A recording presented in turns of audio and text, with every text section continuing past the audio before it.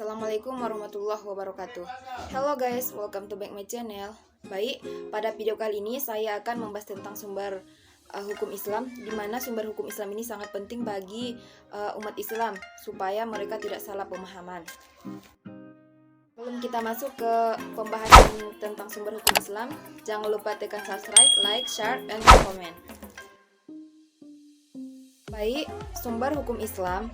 Sumber hukum Islam ini adalah syariat yang diadakan oleh Allah Subhanahu wa Ta'ala untuk umatnya yang dibawa oleh Nabi kita Nabi Muhammad SAW, baik hukum berhubungan akidah dan amaliyah.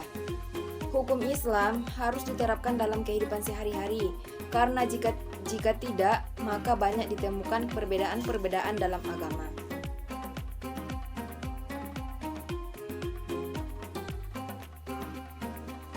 Adapun sumber hukum Islam yang pertama, 1. Al-Quran. Al-Quran ini adalah sumber hukum Islam yang pertama dan utama karena Al-Quran langsung berasal dari Allah Subhanahu wa Ta'ala melalui malaikat Jibril yang diturunkan kepada Nabi Muhammad SAW.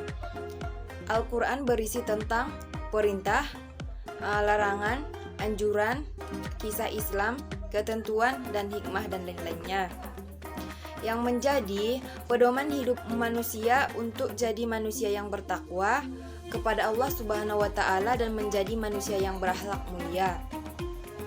Al-Quran sebagai sumber yang baik dan sempurna.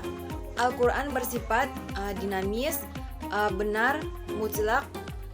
Maksud dinamis adalah dapat berlaku untuk di mana saja, kapan saja, dan bagi siapa saja. Yang kedua, Al-Quran bersifat benar, artinya Al-Quran mengandung kebenaran yang dibuktikan dengan fakta dan kejadian yang sebenarnya. Dan yang ketiga, Al-Quran bersifat mutlak, artinya Al-Quran tidak diragukan lagi kebenarannya serta tidak akan terbantahkan. Isi kandungan Al-Quran meliputi 3 hal. Yang pertama, tauhid. Tauhid ini artinya mengesahkan Allah Subhanahu wa Ta'ala. Yang kedua, ibadah. Ibadah yaitu menjelaskan cara beriman kepada Allah Subhanahu wa Ta'ala atau beribadah kepada Allah Subhanahu wa Ta'ala. 3. Janji atau kabar gembira serta ancaman. Maksud ancaman di sini jalan mencapai kebahagiaan dunia dan akhirat serta kisah dan cerita Islam. Ini adalah kisah orang-orang yang solih. Dan sumber hukum Islam yang kedua, al-hadis.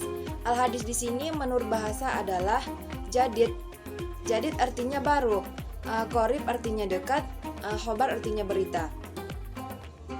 Sedangkan menurut istilah, hadis adalah segala berita yang bersumber dari Nabi Muhammad SAW, baik ucapan, perbuatan maupun pengakuan. Dan adapun fungsi hadis sebagai pengukuh atau penguat dari hukum-hukum yang telah ditetapkan di dalam Al-Quran, sebagai penjelas dari hal-hal yang sudah disebutkan dalam Al-Quran dan sebagai penjelasan dari hal-hal yang tidak atau belum dibicarakan di dalam Al-Quran. Ditinjau dari segi atau sedikit orang-orang yang meriwayatkan hadis, kalau disebut perawi hadis, hadis terbagi menjadi 2, yaitu hadis mutawatir dan hadis ahad. Nah, hadis mutawatir adalah merupakan hadis yang diriwayatkan oleh segolongan orang atau perawi yang menurut kebiasaan tidak mungkin berbuat dusta, sehingga ada yang berpendapat bahwa tingkat kebenaran hadis mutawatir sebanding dengan Al-Quran.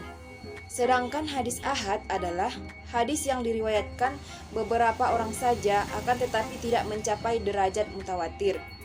Dari segi mutu, periwayatannya hadis dibagi menjadi 3. Yang pertama sahih, yang kedua hasan, yang ketiga dhaif. Hadis sahih adalah merupakan hadis yang periwayatannya tidak terputus dari amal sampai akhirat dan diriwayatkan oleh orang-orang yang adil dan teliti, sehingga hadis sahih ini bisa dijadikan hujah atau dasar Islam. Yang kedua, hadis hasan. Hadis hasan merupakan hadis yang tidak putus periwayatnya serta diriwayatkan oleh orang-orang yang adil tetapi kurang teliti, meskipun tidak mengandung keganjilan dan kecacatan. Yang ketiga, hadis daif.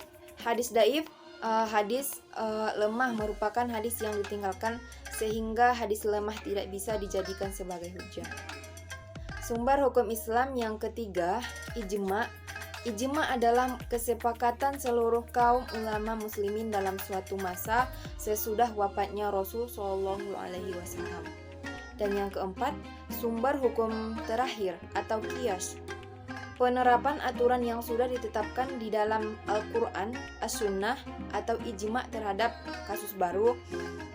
Qiyas hanya bisa digunakan untuk menemukan hukum suatu masalah apabila jawabannya tidak ada di dalam Al-Quran, As-Sunnah, atau ijma. Contoh adalah hukum narkoba yang disamakan dengan hukum khamar yang sama-sama merusak akal dan pikiran manusia.